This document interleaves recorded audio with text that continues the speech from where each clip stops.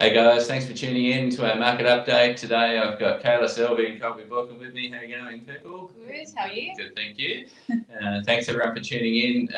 We have been a little bit slower on these, only a couple starting the year, but we're first day of March. And how has February been in the market for both sales and property management? We'll start with property management. Kayla, you can tell us what's been happening over the last couple of weeks. Pretty busy still. Yeah. February and still coming to March now. We still have a lot of people looking for properties. Yes.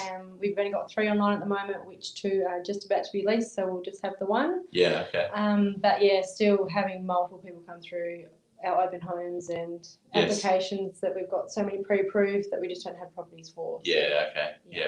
And have we seen many people sort of moving around after the end to the moratorium on the rents increases? Has that sort of sparked many people moving, or they're sort of staying put still? Yeah, still staying put. The Yeah. only time that they're moving is if they've bought their own property. But rental side, they're staying put because they're, most of the time the prices are cheaper than what new properties would be. So and we're still seeing upward pressure on the prices and high prices being achieved for those properties. Yeah, the highest I've ever seen it, I think. Yeah.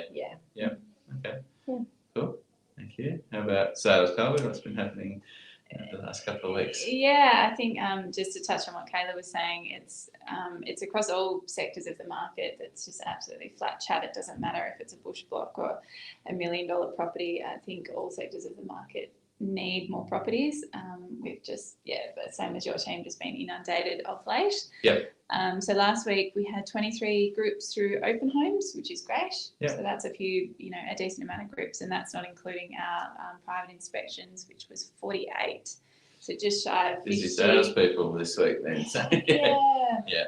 And I think when you look at that, that's 50 people week on week, and it might be 70 next week and 25 last week, but that is a lot of people that don't have anywhere to go right now. So and the reality is out of that, pressure. If we're bringing in 5 properties a week, and there's 70 groups looking at them each week, then you've got 60 of them not buying something each week out of that. That's so right. Certainly, busy time. So yes, generally positive price-wise. What's sort of happening? We're seeing. Yeah, so still, I think just about for every property, as long as we've got bucket loads of interest, which we tend to have just about every time, the price pressure is somewhere between 5 and 15% over reserve, and then there's just some whopping prices that get put out there. So tough time to be a buyer in the sense that it's pretty hard to advise where your offer needs to be, but I guess keeping in that mindset of what you're prepared to pay rather than what you can get the property for, I think is still good advice. So looking at your own situation rather than thinking about the other buyers and going, what can I hold in solely offer on this property so that I don't miss out, rather than worrying about what other people might do, because you just don't know. And everyone's situation's a bit different. So really, I guess looking at your situation and doing the best that you can with your situation. And understanding that if you get that call that says, hey, I'm really sorry you missed it. Yes. Are you okay with your decisions if that happens? And if you're not, then maybe make some, and that might be downward pressure. You might go, no, actually, if I got it for that, that would be horrible mortgage pressure. That's quite scary. Or no, we'd be really disappointed because we had scope to improve. So. And look, I guess a bit of context for the people who are watching that aren't active in the buying and selling. What we're doing as a company with most properties is finding it turning into something similar to a closed tender kind of process where everyone has the opportunity to put their best offer forward and the owner selects the one they like the look of, where different agencies are handling it differently as well. So for buyers out there that are looking across the Valley and Greater Hobart and Tasmania, they might find some agents are still taking one offer and presenting it, and some are doing it different versions and open with price discussions and things. So I guess what we believe ours is probably fair and open in the best way for everybody, but everybody's got a different system, so it makes it a bit tough for the purchasers out there, and it's probably I think just making sure you understand the system that you're offering in, and just having a chat with the agent. We're more than happy to have discussions, but we get all sorts of people coming in with all sorts of things that they've been told at at different properties, you know, the first buyer gets the first right of refusal and all these sorts of bits and pieces. So we're happy to have those conversations and tell you what the situation is with each property, and so there's no confusion and a little bit less stress. Cool.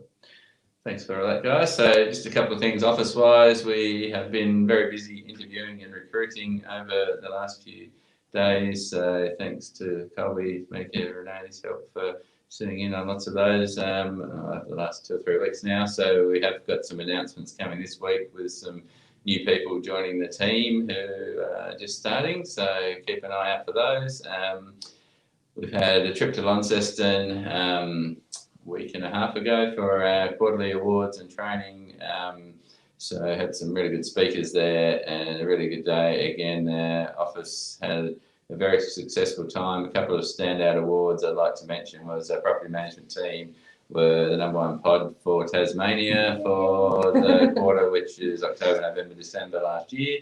Colby and Kayla Melanie and their team were the #1 sales for Tasmania for the client experience, which is something that we have pretty close to our heart, which means is what the clients think of us and the amount of reviews, how they review us. So that's done separately by our international client experience team, so not from our own office and what we think of who someone is. So that's really awesome. And Jordan Phillips, Rising Star of the Year for Harcourts right across Tasmania, backing that up from the quarter before. So that's 2 quarters in a row. He's won that one. So, and yeah, really great results from our office as well, generally right across in sales and property management awards. So well done to everybody there, and thanks for tuning in, and we will see you next time on the update. There's a fair bit happening in the market, so keep in touch. We'll start ramping these up a bit more